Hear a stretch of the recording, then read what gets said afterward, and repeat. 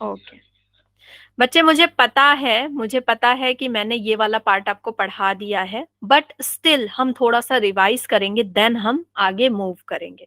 ठीक है। Renin angiotensin mechanism में हमने क्या पढ़ा था बच्चे?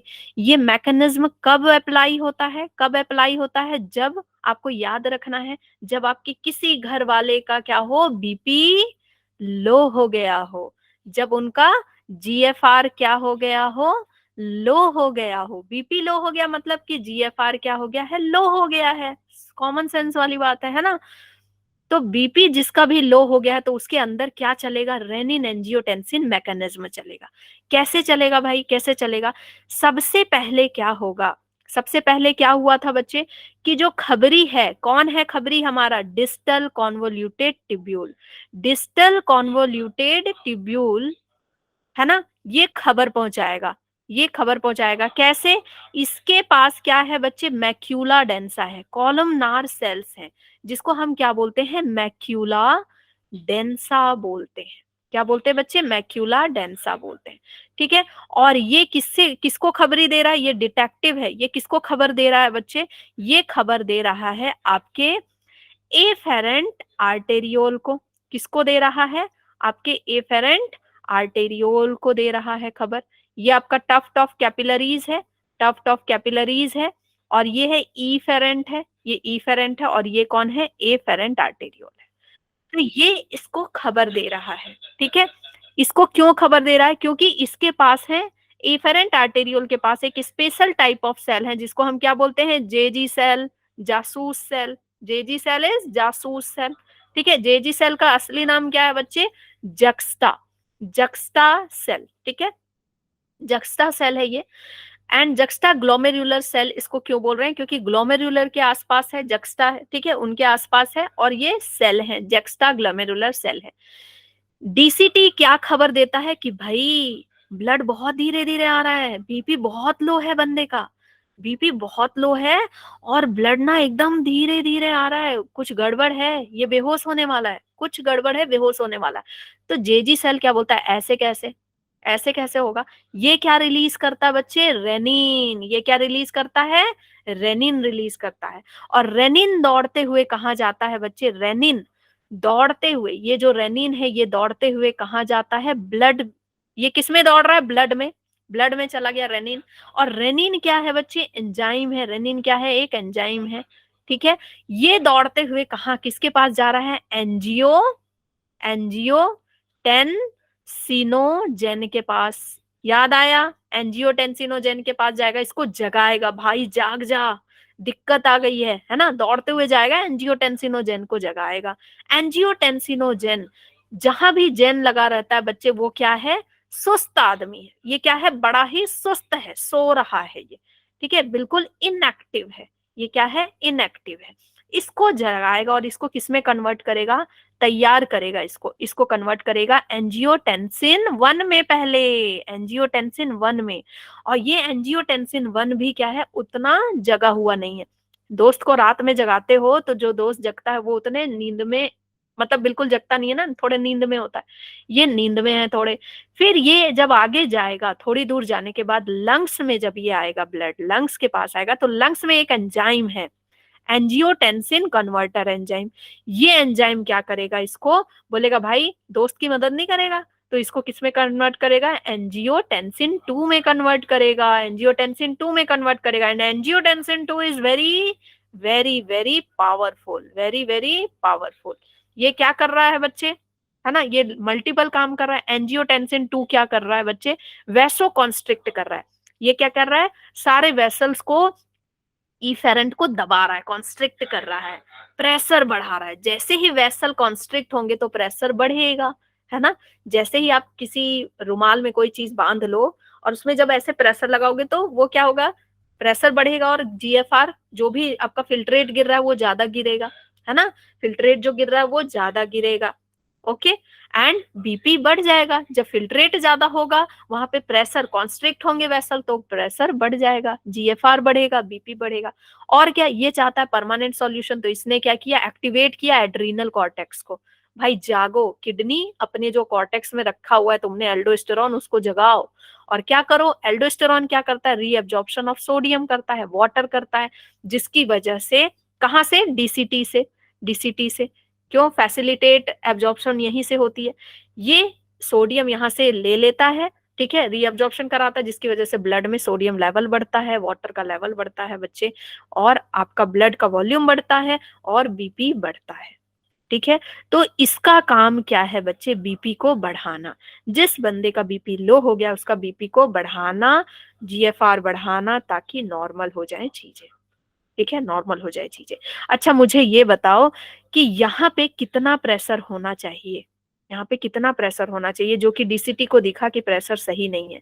कितना होना चाहिए था बच्चे, up to 20 mmHg, 15 to 20 mmHg होना चाहिए। नेट फिल्ट्रेशन रेट कितना था हमारा, 15 to 20।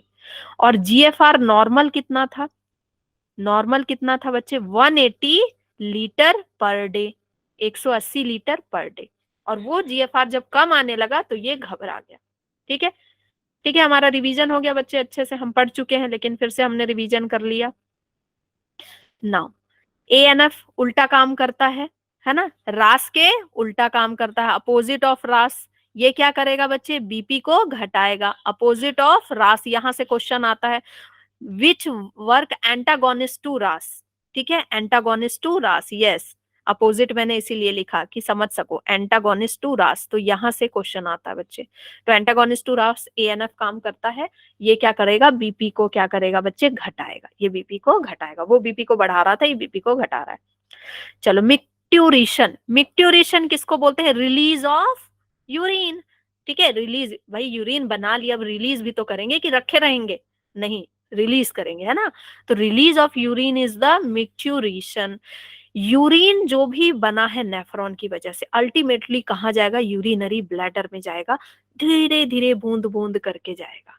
और बूंद बूंद करके जब वो स्टोर हो जाएगा, स्टोर हो जाएगा कब तक, वॉलंटरी सिग्नल मतलब 350 ml, 350 ml टू आपका 450 ml तक, इतना जब ये बढ़ जाएगा तो सिग्नल जाएगा सेंट्रल नर्वस सिस्टम के पास, सिग्नल जाएगा। क्यों जाएगा सिग्नल, क्यों जाएगा बच्चे, क्योंकि देखो पहले आपका ऐसे था यूरिनरी ब्लैडर, अब आपका यूरिनरी ब्लैडर भर गया और स्ट्रेच हो गया। अब इसमें बच्चे क्या लगे हुए थे, आपके नर्व्स लगे थे। अब ये जब स्ट्रेच हुआ तो नर्व्स को समझ में आया ना कि कुछ तो चेंजेस हुआ, क्या हो गया, कुछ चेंजेस हुआ। तो जब ये बढ़ गया इतना, ठीक है, जब यूरिन इतना भर गया तो सिग्नल जाएगा बच्चे, सिग्नल जाएगा तो आप क्या बोलोगे, मुझे जाना है, मुझे लिटिल ड्यूटी जाना है। ठीक है, लेकिन आपकी टीचर बोलेगी नहीं, नहीं जाना है, अभी एग्जाम चल रहा है, नहीं जाना है। तो अभी 350 to 400 ml है, आप इसको कितना भर सकते हो, अप टू कितना तक आप ये कर सकते हो, टॉलरेट कर सकते हो, अप टू 700 to 750 ml तक आप क्या कर रहे हो, टॉलरेट कर रहे हो। बोल रहे हो मैम बस हो गया, अब नहीं होगा, है ना, अब कंट्रोल नहीं होगा, अब तो बस हो जाएगा, यही हो जाएगा। ओके, तो ये फिर कंट्रोल से बाहर हो गया, ये फिर कंट्रोल से बच्चे बाहर हो गया। एंड देन जैसे ही सीएनएस के पास मैसेज जाता है कि नहीं भाई अब जो है, अब कुछ भी चीजें नहीं होने वाली हैं कंट्रोल में, तो कॉन्ट्रैक्शन होता है स्मूथ मसल का, कॉन्ट्रैक्शन होता है स्मूथ मसल का, अंदर जो स्मूथ मसल है, ठीक है, and relaxation of the urethral sphincter. Relaxation of the urethral sphincter हम क्या बोल, ये जो है यहाँ पे रबड़ जैसा स्ट्रक्चर होता है। स्फिंक्टर का मतलब, कहीं भी आप स्फिंक्टर पढ़े, डाइजेशन चैप्टर में पढ़े या यहाँ पढ़े, तो स्फिंक्टर का मतलब क्या है, रबड़ जैसा। ठीक है, तो ये जो बाहर वाला होता है, this is voluntary, this is voluntary. ठीक है, वॉलंटरी मतलब कि आपके कंट्रोल में होता है। बाहर का जो स्फिंक्टर मसल है, याद रखना, यहाँ से क्वेश्चन आता है बच्चे, जो एक्सटर्नल है वो क्या है, वॉलंटरी है, और जो इंटरनल वाला है इनवॉलंटरी। ठीक है, आप एक्सटर्नल वाले को कंट्रोल कर पाते हो, तभी तो बहुत देर तक यूरिन को होल्ड करके रखते हो, बहुत देर तक यूरिन को होल्ड करके रखते हो, है ना। लेकिन ज्यादा देर तक यूरिन को होल्ड नहीं करना चाहिए, पता है, इकोलाई इन्फेक्शन होने लगते हैं, दिक्कत होने लगती है, बहुत सारे बैक्टीरियाज वगैरह आ जाते हैं। तो यूरिनरी ब्लैडर में फिर क्या हो जाता है, आपका इन्फेक्शन हो जाता है, इन्फ्लामेशन हो जाता है, और उसकी वजह से फिर क्या होता है, आपको यूरिन में जलन, है ना, यूरिन में जलन होगा, फिर फीवर आ जाएगा, एंड बहुत सारी दूसरी प्रॉब्लम शुरू हो जाती हैं, frequent urination. Yes, that convert into toxin. Okay, एक एडल्ट ह्यूमन कितना एक्सक्रीट करता है? 1 से 1.5 लीटर, है ना, 1 से 1.5 लीटर, 1.8 लीटर भी हम बोल सकते हैं, क्योंकि एक दिन का हमारा कितना फिल्टर रेट है बच्चे, जीएफआर कितना, 150 to 180 लीटर पर डे। ठीक है, तो इसका सिर्फ 1%, इसका सिर्फ 1% हम कितना निकालते हैं, 1 to 1.5 to 1.8, 1.8 तक।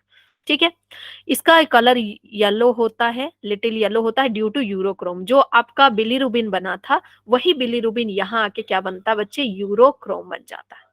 ठीक है, इट इज स्लाइटली एसिडिक होता है, स्लाइटली एसिडिक होता है, इसमें H+ जा रहा था, हमने देखा था। इसका कुछ ऑर्डर होता है, अमोनिया वाला ऑर्डर होता है। आप अगर सुलभ शौचालय में चल जाओ तो भाई साहब, वहां तो आपको गजब की गंध आती है ना, गजब की गंध आती है। और आपको पता है, जब आपके नाक वगैरह बंद हो और आप अगर सुलभ शौचालय में चले जाओ और एकदम जाके यूं ले लेना, मतलब आपको कुछ स्मेल तो नहीं आ रही है, लेकिन आप थोड़ी देर भी खड़े रह जाओगे तो आपके नाक खुल जाते हैं, आपके नाक खुल जाते हैं। ठीक है, ओके, नाइट्रोजन जो है ना, अमोनिया जो, वो डिलेट करता है, चीजों को फैलाता है ना, तो आपका ये पार्ट जो है खुलेगा। ओके, तो क्या कर रहा है, इस अमोनिया वाला इसका ऑर्डर आता है। On an average 25 to 30 gram of urea is excreted out per day. कितना एक्सक्रीशन हो रहा है बच्चे, 25 से 30 ग्राम, 25 से 30 ग्राम। ठीक है, और एक बार में कितना यूरिया निकलता है, 2 से 3 ग्राम, एक बार में 2 से 3 ग्राम। चलो, अब हम पढ़ते हैं एक्सक्रीटरी सिस्टम के डिसऑर्डर, क्या क्या डिसऑर्डर हो सकते हैं। तो बहुत सारे डिसऑर्डर मैं लेकर के आई हूँ आपके लिए। तो सबसे पहले है रीनल कैलकुली। कैलकुली का मतलब होता है कि स्टोन्स, कैलकुली का मतलब क्या होता है, स्टोन्स। तो आप यहाँ देख सकते हैं ना कि रीनल पैल्विस वाले एरिया में क्या है, स्टोन्स है। ठीक है, स्टोन्स है, और ये स्टोन नीचे चले जाते हैं, यूरेटर में चले जाते हैं, फिर आपके यूरिनरी ब्लैडर में। और जब ये यूरेटर में फंसते हैं ना, तो बहुत पेन होता है बंदे को, जिसको भी, जिसका भी फंस जाता है, तो यूरिन निकल नहीं पाता है, यूरिन पूरा एक्यूमुलेट होने लगता है इधर पे ही, बहुत दिक्कत होती है। फिर उनको कभी कभी यूरिन में ज्यादा प्रेशर लगाने की वजह से ब्लड भी आता है, फिर ये आगे जाकर के यूरेथ्रा में भी फंस जाता है। ओके, और ये क्यों होता है बच्चे, ये क्यों होता है, ऑक्सलेट, आप बहुत ज्यादा ऑक्सलेट खा रहे हैं। ऑक्सलेट किस में है सबसे ज्यादा, देखो, जहां भी आयरन है, जिस फूड में आयरन है, जिस फूड में कैल्शियम है ज्यादा, जैसे किस कोई भी बीज वाले फूड खा रहे हैं, जैसे आप टोमेटो खा रहे हैं, टोमेटो में क्या है, बीज है ना, उसके बीज को भी आप खा लेते हैं, जिसके भी बीज को खा रहे हैं, तो बीज में क्या है, कैल्शियम, वो थोड़ा हार्ड होता है बच्चे। बीज किसी भी चीज की क्या होती है, हार्ड होती है। तो आप बहुत ज्यादा अमरूद के बीज खा रहे हैं, टोमेटो खा रहे हैं, बीज खा रहे हैं, फिर आप क्या खा रहे हैं, जो तिल होता है, तिल के लड्डू खा रहे हैं, तिल के लड्डू खा रहे हैं भर भर के, मजे आ रहे हैं, है ना, मजे आ रहे हैं तिल के लड्डू खाने में। तो तिल का लड्डू बच्चे ठंड में खाने के पीछे रीजन है कि आपको थोड़ी गर्मी देती है, और थोड़ा सा आपको क्या मिलता है उससे, बोन्स मजबूत होते हैं, क्योंकि उसमें कैल्शियम बहुत है। लेकिन आप बहुत ज्यादा खाएंगे तो वो कैल्शियम क्या है, कैल्शियम जाकर के स्टोर होगा। ठीक है, फिर है आपका स्पिनच, स्पिनच में, ठीक है, तिल में हो गया, तिल के लड्डू, है ना। और आपका कॉलीफ्लावर हो गया, कॉलीफ्लावर, कॉलीफ्लावर आप बहुत ज्यादा खाएंगे तो वो दिक्कत करेगा आपको। ओके, तो ये ऑक्सलेट्स बनाते हैं। फिर आंवला है, आंवला में भी, आंवला बोलते हैं बहुत अच्छा होता है स्किन के लिए, सब चीज के लिए, लेकिन आंवला में ऑक्सलेट होता है। हाँ, नाउ ग्लोमेरुलोनेफ्रिटिस, ये क्या बीमारी है, देखो बच्चे याद रखना कि जहां भी आइटिस लिखा हो, नेफ्रिटिस, ITIS, ठीक है, ITIS का मतलब है इन्फ्लामेशन, ITIS का मतलब क्या है, इन्फ्लामेशन। जहां भी ITIS लिखा है, इसका मतलब कोई ना कोई इन्फ्लामेशन है। और यहाँ पे इन्फ्लामेशन किसकी है, ग्लोमेरुलस, ग्लोमेरुलस पार्ट की इन्फ्लामेशन है। यस, आर्थरिटिस, उसमें भी इन्फ्लामेशन, रेडनेस हो जाती है, स्वेलिंग हो जाती है, दर्द होता है वहां पे। ठीक है, अब बात करते हैं यूरेमिया की। यूरेमिया है कि यूरिया बहुत ज्यादा हो जाना। ठीक है, आपके ब्लड में बहुत ज्यादा यूरिया हो जाना। ठीक है, एक्सेस यूरिया इन ब्लड, इसको हम बोलते हैं यूरेमिया। जब एक्सेस यूरिया हो जाता है ब्लड में, तो धीरे धीरे क्यों होता है, क्योंकि किडनी निकाल नहीं पा रहा है यूरिया को, मतलब किडनी खराब हो गया। तो जब ऐसा होता है तो हम डायलिसिस कराते हैं, डायलिसिस कराते हैं। ठीक है, तो डायलिसिस में बच्चे क्या होता है कि डायलिसिस में सबसे पहले तो दो सुइयां डाली जाती, दो है ना, दो ट्यूब डाले जाते हैं। एक ट्यूब क्या करता है कि आपके ब्लड को लेकर के जा रहा है, आपके ब्लड को लेकर के जा रहा है, जिसको फिल्टर करना है, आपके ब्लड को लेकर के गया और उसको, हाँ आर्टिफिशियल किडनी, उसको सबसे पहले आप एंटीकोगुलेंट देते हैं। एंटीकोगुलेंट देने का मतलब ये है कि भाई वो बाहर निकलते ही जो ब्लड है वो कोगुलेट ना हो जाए, ब्लड आपका क्लॉट ना कर जाए, ठीक है, एंटीकोगुलेंट देते हैं। एंड देन फिर वो ब्लड जाता है, सेलोफेन ट्यूब होता है, जैसे आप आरओ देखते हो ना, आरओ, आरओ में कैसे अंदर में इस तरह की चीजें होती हैं, है ना, आरओ में होता है। तो ये जब बहुत दिन जब हो जाता है, अगर सर्विसिंग ना हो आरओ की, तो ये बिल्कुल ब्लैक पड़ जाता है। कैसा हो जाता है? बिल्कुल ब्लैक ब्लैक सा पड़ जाता है। तो वैसे ही सेलोफेन ट्यूब जो होती है ना, उसमें बहुत फाइन ट्यूब्स होती हैं, सेलोफेन, तो उसमें बहुत फाइन ट्यूब होती है। तो ब्लड जब जा रहा है तो यूरिया बिल्कुल उसमें छनाते जा रहा है, ठीक है, बिल्कुल वो छनता जा रहा है, यूरिया बिल्कुल मान लो इधर लगता जा रहा है और ब्लड निकलता जा रहा है। तो ब्लड फिर प्यूरिफाई होकर के निकल जाता है। एंड देन फिर उस ब्लड को हम बॉडी टेम्परेचर में लाते हैं, क्योंकि जो ब्लड निकला है अभी वो बाहर से मिल करके वो बॉडी टेम्परेचर में नहीं है, वो या तो ठंडा है या गर्म है। तो हम उसको बॉडी टेम्परेचर में ला करके देन फिर उसको हम बॉडी के अंदर डालते हैं। तो डायलिसिस का एक मतलब ये है, जो बुरी बात ये है कि जैसे देखो आपकी जो किडनी थी रीअब्जॉर्ब कर रही थी चीजों को, क्या कर रही थी? रीअब्जॉर्ब कर रही थी। यहाँ पे रीअब्जॉर्प्शन नहीं चल रहा है, सिंपल आपका यूरिया अलग हो रहा है एंड देन चीजें जो है जा रही है ऐसे ही, ठीक है, उस तरह की चीजें नहीं हो रही कि आपका एडीएच वर्क कर रहा है या ये सब, है ना, समझ रहे हो ना। तो वो सारी चीजें उतना तो नहीं होता, लेकिन हाँ प्रॉपर ये इस तरह से आपका यूरिया निकल जाता है शरीर से। और डायलिसिस दो तरह का होता है, डायलिसिस बच्चे दो तरह का होता है, एक तो किडनी वाला डायलिसिस कराया जाता है, दूसरा होता है आपका जो कैविटी है ना, सीलम कैविटी, इधर जो स्टमक और थोरासिक कैविटी है, वहां पे कभी फ्लूइड भर जाता है और बहुत ज्यादा मतलब टॉक्सिक चीजें भर जाती है, तो वहां इंजेक्शन डाल करके निकाला जाता है, डायलिसिस किया जाता है, ठीक है। अब है बच्चे नेफ्रिटिस, नाम देखो आइटिस है तो इन्फ्लामेशन होगा, इन्फ्लामेशन होगा किसका? नेफ्रॉन का इन्फ्लामेशन होगा। क्यों होगा? क्योंकि बैक्टीरिया वगैरह की वजह से होगा, ठीक है, कहीं भी इन्फ्लामेशन हो रहा है बैक्टीरिया की वजह से हो रहा है। ग्लोमेरुलोनेफ्रिटिस हमने पढ़ लिया है। पाययूरिया, पायूरिया क्या होता है? पस सेल इन यूरिन, ये उतना इंपॉर्टेंट नहीं है, मिल्की यूरिन भी इंपॉर्टेंट नहीं है, आपको इंपॉर्टेंट है diabetes insipidus, this is important. और डायबिटीज मेलिटस, देखो इन दोनों में डिफरेंस क्या है। डायबिटीज इंसिपिडस में क्या होता है, जिसको डायबिटीज इंसिपिडस होगा उसको रात में बहुत बार यूरिन जाना पड़ता है, चाहे वो पानी पिए या ना पिए। आपने देखा होगा जो डायबिटीज वाले पेशेंट होंगे ना, वो बोलते हैं कि भाई यूरिन जाना पड़ा, और अगर आप बार बार यूरिन जा रहे हैं तो पेरेंट आपको डॉक्टर के पास लेके जाते हैं, कहीं इसको डायबिटीज तो नहीं हो गया, डायबिटीज तो नहीं हो गया। क्यों बच्चे? क्योंकि क्या है, जिसको डायबिटीज इंसिपिडस होता है उसका एडीएच काम नहीं करेगा। क्या काम नहीं करेगा? उसका एडीएच काम नहीं करेगा। जो एडीएच बहुत कम सिक्रीट होगा, बहुत धीरे धीरे सिग्नल जाएगा कि भाई इसके अंदर पानी बचाना, तो ऐसे बंदे को बहुत ज्यादा प्यास लगेगी, बार बार यूरिन जाएगा तो प्यास लगनी है, और यूरिन में बहुत ज्यादा वाटर निकलेगा। क्यों? क्योंकि एडीएच काम नहीं कर रहा है, एडीएच ही तो क्या करता था? रीअब्जॉर्प्शन ऑफ वाटर करा रहा था, ठीक है। फिर है डायबिटीज मेलिटस, डायबिटीज मेलिटस में क्या होगा? ग्लूकोज आ जाएगा। तो आपने जैसा सुना होगा कि कोई कोई यूरिन अगर कर रहा है तो वहां पे चींटियां लग जा रही हैं। तो देखो हमारी बॉडी कोशिश करती है, इफेरेंट ट्यूब्यूल कोशिश करता है कि मैं ज्यादा से ज्यादा ग्लूकोज को रीअब्जॉर्ब कर लूं, ज्यादा से ज्यादा ग्लूकोज को रीअब्जॉर्ब कर लूं। लेकिन जिसका किडनी ठीक से नहीं वर्क कर रहा है, डायबिटीज में क्या होता है, बहुत ज्यादा ग्लूकोज बन रहा है, किस हद तक हम ग्लूकोज को रीअब्जॉर्ब करेंगे? बॉडी में अंदर भी ग्लूकोज रहेगा तो बाकी सेल्स भी मरेंगे, बाकी भी नुकसान होगा। तो कुछ ग्लूकोज को जाने दिया जाता है, कुछ ग्लूकोज को जाने दिया जाता है, ठीक है। और इसका मेन रीजन क्या हो रहा है कि इंसुलिन कम, इंसुलिन बच्चे कम निकल रहा है मेलिटस में, तो इंसुलिन कम बन रहा है, तो ग्लूकोज से ग्लूकागॉन नहीं बन पा रहे, ग्लाइकोजन नहीं बन पा रहे, सॉरी ग्लूकोज से ग्लाइकोजन नहीं बन पा रहे। तो ये मैं हार्मोन वाले चैप्टर में ज्यादा अच्छे से समझाऊंगी, ठीक है।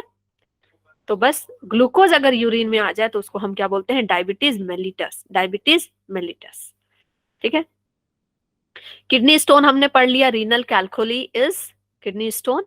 सिस्टिटिस, देखो यहाँ फिर से आइटिस है, तो दिस इज इन्फ्लामेशन किसका बच्चे? यूरिनरी ब्लैडर का, यूरिनरी ब्लैडर का। जो मैंने बोला ना कि आप यूरिन होल्ड करके रखोगे तो सिस्टिटिस हो जाएगा।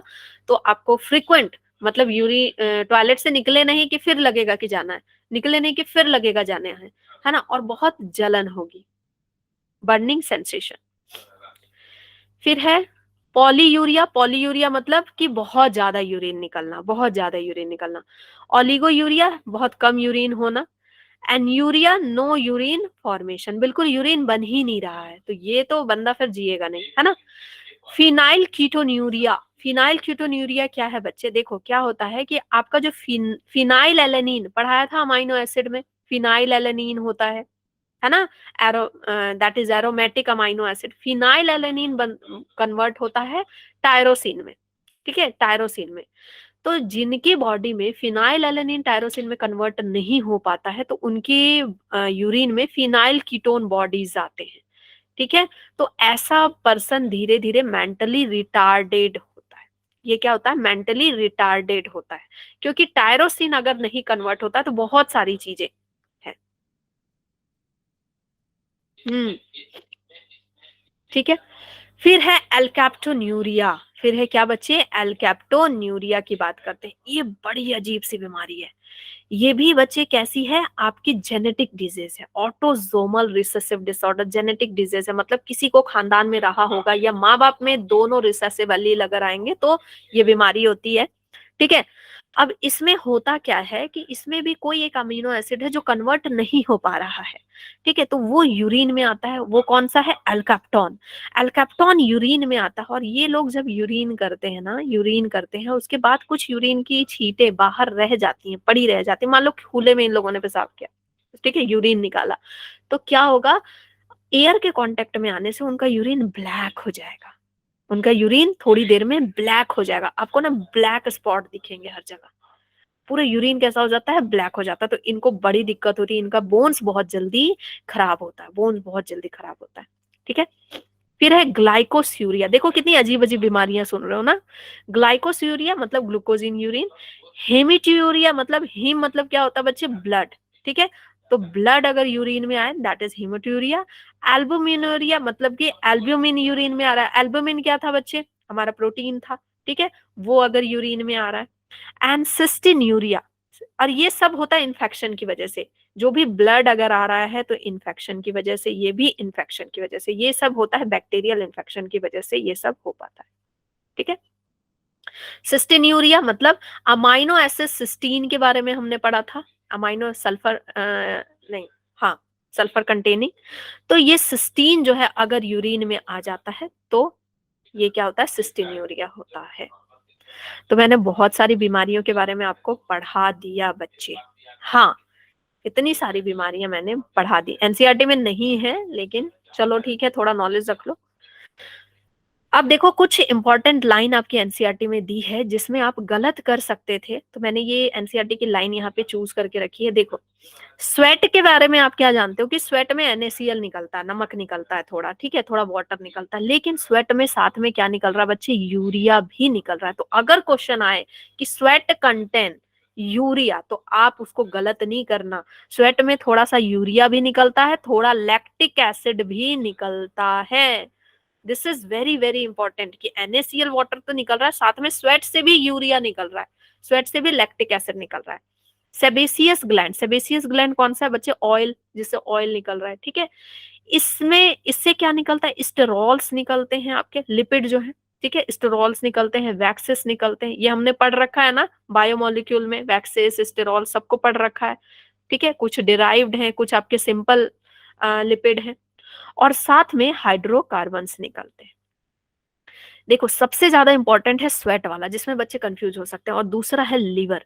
लीवर देखो बिलीरुबिन और बिलीवर्डिन निकालने के साथ क्या निकाल रहा है, स्टेरॉइड हार्मोन निकाल रहा है जो खराब हो चुके हैं। स्टेरॉइड हार्मोन कौन होते हैं, आपके सेक्स हार्मोन, ठीक है, प्रोगेस्ट्रॉन, एस्ट्रोजन, ये एस्ट्रोजन, ये सारे जो है ना, ये सारे हार्मोन जब खराब हो गए, कुछ हार्मोन बेकार हो गए, तो वो लीवर उनको क्या करता है, एक्सक्रीट करता है। कोलेस्ट्रॉल, क्यों क्यों लीवर के पास क्यों जाते हैं, आपको पता है ना, liver is recycling, liver recycle करने में बहुत माहिर है, लीवर रिसाइकल करता है, अच्छी अच्छी चीजों को रख लेगा, तो ये भी स्टेरॉइड हार्मोन भी जाते हैं कि लो भाई मुझे भी रिसाइकल कर दो। फिर कोलेस्ट्रॉल को रिलीज करेगा, विटामिन, कुछ विटामिन को है ना, एंड ड्रग्स को, इन सबको रिलीज करता कौन, लीवर। एक बात याद रखना कि आपको पता है ना कि विटामिन आपकी बॉडी के अंदर बनते हैं, विटामिन जो स्पेशली एडीई के, एडीई के कहाँ बन रहा है बच्चे, विटामिन आपके लीवर में बन रहा है ना, आपके बॉडी के अंदर बन रहा है, स्पेशली विटामिन के, हमने पढ़ा था विटामिन के की प्रेजेंस में इस तरह से होता है ना। तो ये सब हमारी बॉडी में बनते हैं, हम लेते हैं उसका कुछ पिगमेंट वगैरह लेते हैं, जो हम फ्रूट खाते हैं ना, कैरेट खाते हैं तो कैरेट में कैरोटीन है, तो ये सब विटामिन ए को बनाने में हेल्प करते हैं। That is not the vitamin A, that is हम विटामिन ए को बनाने में हेल्प करते हैं। ठीक है, हाँ विटामिन सी नहीं, बी सी नहीं। ठीक है, और ये जो एडी के हैं इनको फैट सोलेबल बोलते हैं ना, फैट में ही घुलेगा ना। Small amount of nitrogen waste also excrete by saliva, saliva जो एक्सक्रीट कर रहे हैं उसमें भी नाइट्रोजनस वेस्ट है, उसमें भी क्या है, नाइट्रोजनस वेस्ट है। ओके बच्चे, चीजें जितनी मैंने पढ़ाई अच्छे से समझ में आई, क्या समझ में आई, बड़े एकदम शांति से आज आप बच्चे लोग सुन रहे हो, जैसे लग रहा है कि एकदम, या तो बड़ा अच्छा लगा है आपको, या तो आप बड़े बोर हो गए हो। हम्म, अच्छा लगा है, चलो गुड, बड़े ध्यान से सुना है ना, क्रिस्टल क्लियर, क्या बात है, वेरी गुड।